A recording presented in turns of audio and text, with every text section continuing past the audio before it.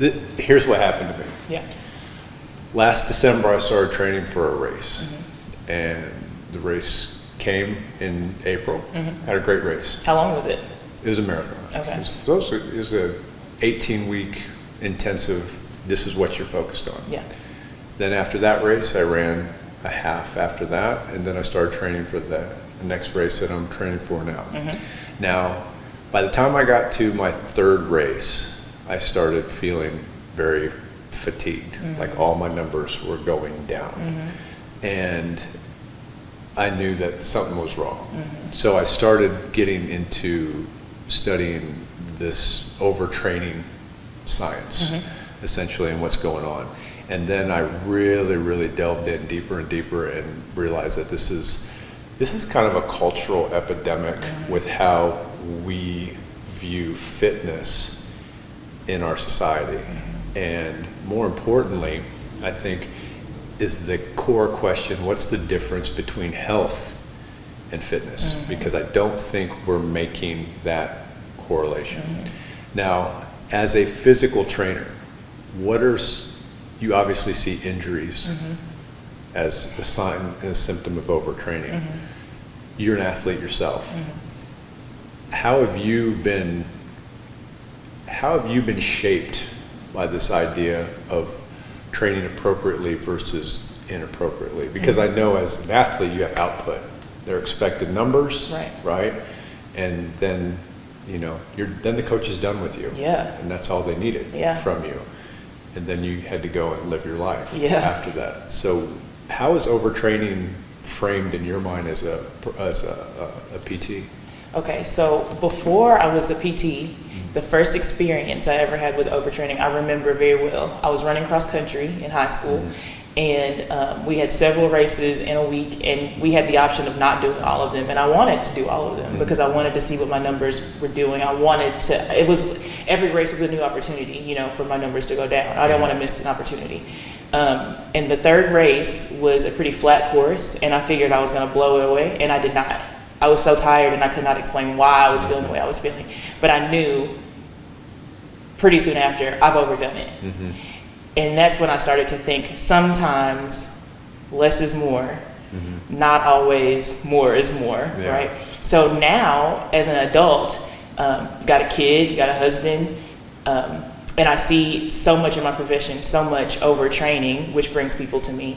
And I think for myself, when I'm working out, what is my intention here? When I start to try to think in my head, I go back to that more is more mentality.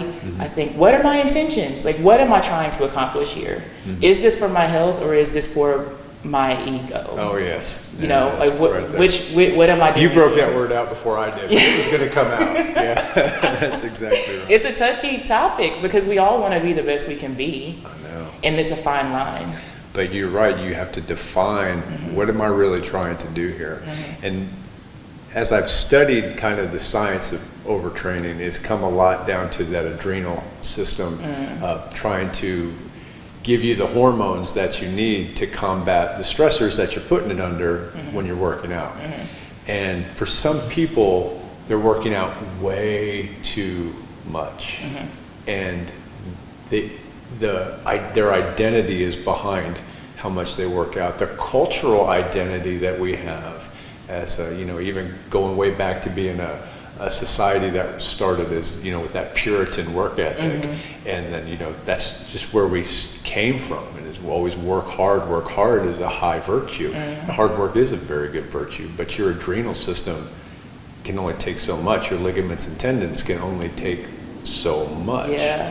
So the symptoms of overtraining, I think, are really, really subtle and hidden until they're not. Right. So obviously an injury is dude, you've overdone it. Injuries are not random. Overuse, misuse, or disuse.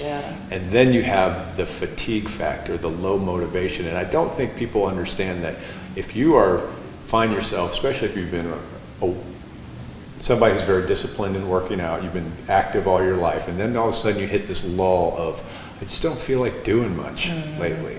That is a symptom of overtraining and adrenal fatigue. And if you continue to do it because your ego's like, got to lift that weight, or I got to get those miles in, you're not being healthy anymore. This is something else. But I predicate everything I say today on the fact that I am a chronic overtrainer, right? This is me coming face to face with my own shit, Yeah. right? And the idea too that working out has different contexts. Working out for strength does not necessarily mean you're working out for health. Working out for athleticism and explosivity doesn't necessarily mean you're working out for health. You do you and what's most important to you. But as we get older, I think we decide that I'm kind of sick of feeling like crap, so we start moving towards a health model for working out. So you're a CrossFitter, right? And an athlete. How have, obviously, the CrossFit culture is kind of pivoting from what it sounds like to me. They were definitely had the community, but also there was a competitive element with the CrossFit Games that was kind of a big part of their brand, and now they're moving into functional fitness, which is really cool as well. How have you seen overtraining in that culture within a competitive model with people our age? It's definitely there for sure. It's not something that is pushed by coaches so much. It's such an individual thing. Yeah. Because you can, and I've fallen into that. I can look at a workout before I walk into the gym and say, okay, this is how I'm going to limit myself here. This is what I'm going to do. But you walk in and you smell the smells and you see the things and you want to just go, you know. But that's an in your own head kind of a thing. It's not something that is really, promoted by It's not the anyone. brand. Right. Yeah. Anyone there that is caring about you and watching you is not going to push you to do those kinds of things. So there's been a lot more focus on reeling it in as an individual, kind of. And maybe I'm only speaking for myself, but I feel like I see that around me, like, people saying, okay, this might be my limit, or like pace it through this. Pace it is like a big thing. Sure. Do you have some key indicators that you would say are pretty consistent across the board that you're saying, okay, this is when I know I've crossed over into diminishing returns? Yes. The thing that you hit on earlier before, when I feel like I don't want to, because it's not, it's the unexplainable I don't want to. Even in the middle of a workout, if I feel like, okay, I know that I should be moving and I shouldn't be spending so much time on the floor between burpees, or I know that I shouldn't be taking so many breaks to this, but I can't really care. I don't really care. I probably shouldn't have even gone there. So apathy is a sign of overtraining. I think so. I agree with that. For me, yeah. So for you here in this setting, you're seeing people before I get to their level of overtraining, which is typically an injury. Sure. You're seeing them like, in the very early stages of it. Are there things that you pick up on really, really early? Like maybe you see apathy, I'm sure. You see like people moving poorly probably. But is there anything that you pick up on even before that? You might say, hey, reel in a little bit. Yeah, so one of the big indicators with us is something very subtle, and that's breath cadence. So at our primal self, we are designed to respond to stressors. Our nervous system sees a threat and it responds to it. Now, that primal system is in the back of the brain. It's our reptilian brain. And typically speaking, when somebody has a stressor, they hold their breath or they grip internally in order to develop enough strength to deal with the stressor, right? Now, the problem is that it's a very low level of consciousness. They're not really participating with their exercise or their stressor. So we teach people, one of the first things, and it can take years to develop this with a lot of people, but teach them to override that primal system and move into a cognitive participation by getting them to exhale during the effort phase. So they're overriding the primal, because it wears you out. If you're always gripping with every time you push something overhead, your window's really narrow to work out, and plus you're elevating your cortisol levels, right? Now if I find somebody holding their breath, first thing I do is I'm saying, I'll try to catch them. So, okay, I need you to exhale here, exhale here. If they can't do that, then the stressor is too high. Got it. So we move them down level or drop the weight a little bit or whatever.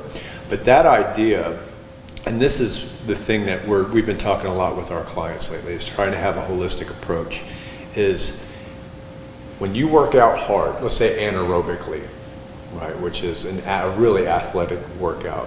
When you do that, you are adding a large amount of cortisol to your system, and your adrenals have to mess with that, right? Now, if you have the right amount of cortisol in your life, it's very productive. But for people who have high stress jobs, anxiety, emotional stress, all this kind of stuff, if they have a full week of stress and you come in here and have them do anaerobic workouts, as much as it gives them a temporary relief, like going and tying one on the weekend, right? It has a long-term deteriorative effect because the adrenals start to crash. So they go through these stages of basically overtraining symptoms. So this has been, because this is coming straight from my own experience, but watching that breath pattern and now watching heart rate. All of our workouts are based on heart rate as opposed to numbers. First of all, it gets you out of your ego a little bit because heart rate doesn't lie. Yeah. You know, that kind of thing. So we talk with each of our clients about a plan and kind of try to get as much information about the rest of their life as possible so we can integrate an appropriate sense of fitness in their life so they feel like they're energized as opposed to depleted the next day. Because you can leave your workout feeling great, but come 11 a.m. the next morning, why do I feel like shit? Yeah. Why am I so tired? Injuries obviously are what you work with very closely. When you see, the question I wanted to ask you, I want you to enlighten me or either that or confirm everything I think. Tell me what you think about the use of braces. Honestly, I don't care for them unless you are broken and need the stability. You mean braces like... Yeah, elbow brace or something like that, yeah. No, I think we need to teach our muscles to do the job that the braces would be doing, to create that stability, within yourself rather than... Unless it's on like a very temporary basis, I don't think that braces are great. I think that it's kind of like patients do confront me with brace questions a lot. And I think that in my brain, I kind of have that same feeling about braces that I do about like meds, pain meds. And that's a touchy thing, so I don't want to get into it. But I think that if we just put in a little more work and try to do that job with our bodies, with our muscles, then the braces aren't necessary. So it kind of goes against what I'm trying to do. Does that make sense? Yeah, you're confirming. Okay. We share a very similar opinion on that, exactly. Yeah. And I think if you're having to wear a brace, then it's telling you that there's something off with your alignment, your mechanics and all that kind of stuff. Let's address this. Let's fix it, yeah. You want that elbow. Yeah. You want that thing to be functional. Now, another thing that's been really interesting to me as I've delved into this overtraining thing is getting into how much the diet is affecting injuries. So as we have this terrible diet, typically as Americans, then we have a high inflammatory issue internally, which makes injuries more frequent, makes them more painful. How much cleaning up your diet can help with some of those symptoms, but there's still some mechanical issues usually if an injury is present. The whole idea of, this is interesting, I want to hear what you think about this. So one of these overtraining premises that I'm really buying into right now is, you train your anaerobic system, but for people who are always training anaerobically, they have something called aerobic deficiency syndrome. And there are a couple ways that you can tell that are, one, I can't really work out in my aerobic zone very easily. My fast twitch muscles want to take over and my heart rate starts skyrocketing. But another way that is really interesting is the sugar cravings. So when you train anaerobically, your body wants to burn glycogen, right, sugar, and when you're done working out, you want to replenish. So the chemistry is like, hey, let's give me some sugar, right? And as you train aerobically, your body wants to burn fat. So as you balance this system out, the sugar cravings go down, and you feel a lot more satiated when you eat healthier foods and healthier fats and all that kind of stuff. Yeah. And I didn't really realize that, but when I've been overtraining, man, did I want carbs. Yeah. And of course, I was trying to eat the cleanest ones possible, but that's all I cared about. Yeah. All I cared about. That's so interesting. I hadn't heard the science behind that exactly, but it does explain so much of what I'm feeling. Well, and all craving. athletes feel, Yeah. yeah. I mean, hell, after a long run, a Gatorade or a Coca-Cola Classic is it, all yeah. I want. It's like my body's screaming for it. Yeah. It's exactly right. So I've had to back off of my training a lot to develop my aerobic system because I was running fast. Yeah. That's all I cared about. So my anaerobic fibers were well trained and they were firing, but I had that aerobic deficiency. Yeah. And as soon as somebody told me to, hey, why don't you try training in this heart rate zone? It was hard. Was it was really hard? It was hard because I was weak aerobically. And that's the thing. So here's a question for you. Do you feel like being fit means that you're healthy? No, I don't. I think that you can be healthy and I think you can be fit. I think you can be both at the same time. But I don't think being fit means necessarily that you are, absolutely healthy. Yeah. No, I don't think so. I think I've known a lot of fit people in my life, not just like now at CrossFit, but like in college running track, even in high school running, who were very fit people and could do the job, on the team very well, but were not healthy at all. And it went back to that ego thing. Yeah. Do you feel like you could identify some indicators that would make that differentiation for people? Yes. I think if I see it and I ask enough questions, like I'll know. Yeah. I'll know. What's your favorite questions to ask people to get them kind of to shift their mindsets? Like, hey man, let's quit working out with ego a little bit. Let's work out with some science or just some long-term, sense about it. Yeah. How do you pin people into that corner? I ask a lot of personal questions. Are you sleeping? That's one. Yes. Yeah. What are you eating? How often? Things like that.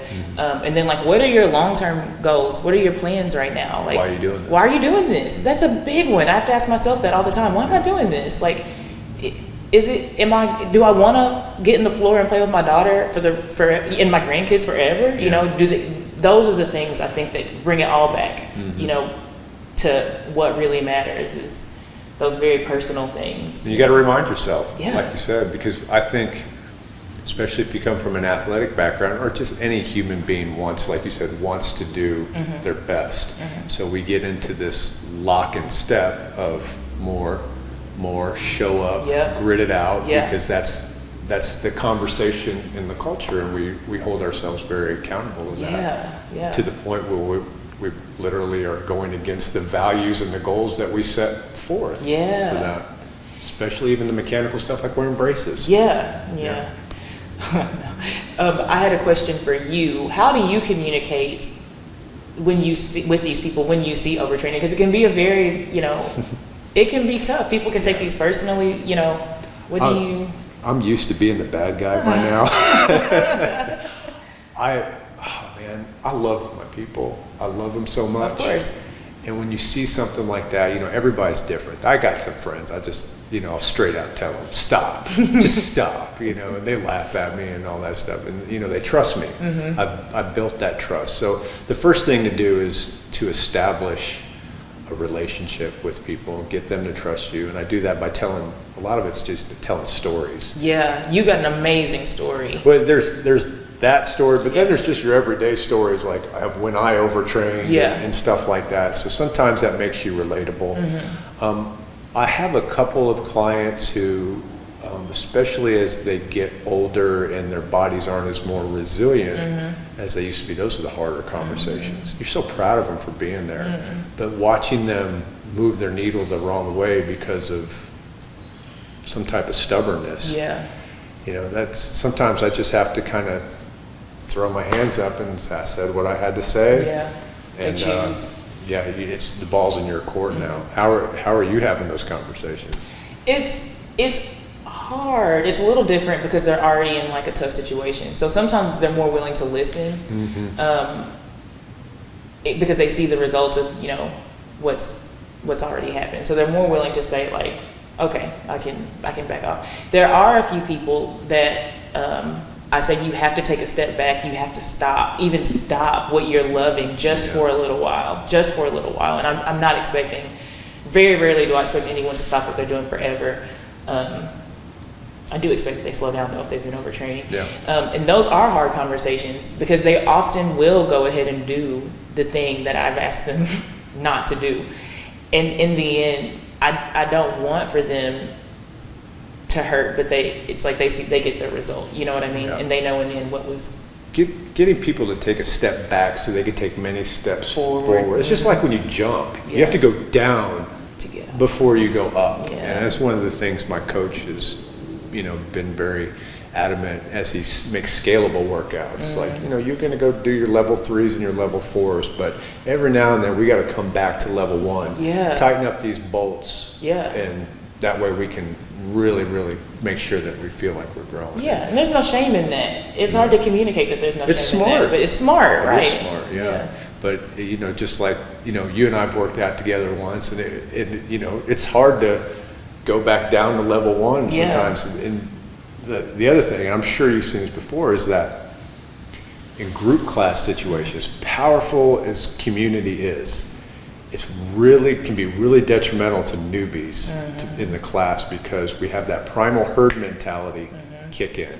So even though they probably have no business doing that exercise that the person next to them is doing, you know, that level 2, level 3 exercise, but you have to keep up with the herd. Yeah. It's in your hardwire. Yeah. So getting people to train with a one-on-one with somebody so they can focus on the right thing is a great way for people to integrate into things smartly so they don't overtrain. The number one thing I want to tell new people is to curb your enthusiasm. You are so hell-bent on not being who you were yesterday, losing that weight, and all that kind of, you know, that too much energy. And you go throw that into a brand new exercise routine, your body's not ready for it. How many of your clients are like relatively new to exercise that get hurt? So many. It is really difficult to explain to people like, yeah, you are doing a great thing by changing your life. Yeah, it is wonderful. But your foot, it hurts because you did too much too fast. That's right. So let's take a step back. Like that's a really difficult thing to explain to them. And also it confuses them. You know, I'm doing X, Y, Z, you know, how come? And it's a backwards thing in so many brains. But if they can wrap their brains around it, the lifestyle change that they're trying to make will be so much more sustainable, you know. Grow slow. Yeah. I always say you don't want to peak too early. Yeah. And that's the life, like you said, it's the key word there. Is this a lifestyle or is this you just trying to shed 10 pounds because you feel like shit about yourself? Right. I mean, let's, once again, why are you doing it? Yeah, let's call it what it is. Let's figure this out. Yeah. You have, if you had one thing that you could tell somebody who was overtraining, or maybe it's just a new person who's overtraining or a veteran, like, what do you want to say to them? What's the big takeaway about the human body that you want them to know? I haven't used this yet. It's something that you said, though. Can I say Okay. that? Oh, now I'm flattered. It's a good one. Yeah. Writing a check that your body can't cash. Oh, well, that's one, but no, I was saying that you're, the way I said it was, you're paying bills with your credit card. Exactly, Yeah. and that is a really, really good picture of what is happening. I think that makes it so much easier to grasp. Yeah. You know, like if you just take your time and like you said, grow slow, like I think that kind of sums it all up, you know? It's not more is more. It's not, you know, as quickly as you can go, as long as you can go forever and ever. That is not going to last. Yeah. It's not going to last. You're going to have one good day. You know, and exactly right. You get these sporadic little moments and then that fuel you just enough to make you keep going. Right. But eventually the breakdown happens and the real bill is, then the credit card bill comes in the mail. Due. Yeah. Exactly right. This is the one thing that I've kind of locked in on with that at the heart of it is that we're organic beings, right? We grow slow. It takes us a long time to develop habits or gain weight or get a tight shoulder or whatever. We're like trees. Trees are organic. They grow real slow. But we live in a technological culture where everything is instant. So very slowly as a people, I think we're having this expectation of results and instant gratification. And I look on my phone and get everything I want right now and trying to bridge that gap between, hey, this is how your body works and this is what you think you should be doing is what makes us good coaches or not. Is getting people, is being pacers, essentially. Is learning to teach people to pace themselves. I really appreciate you for coming. I'll enjoy this conversation. Thanks. It's good to be here. Awesome, guys. Awesome. Thanks, Rachel.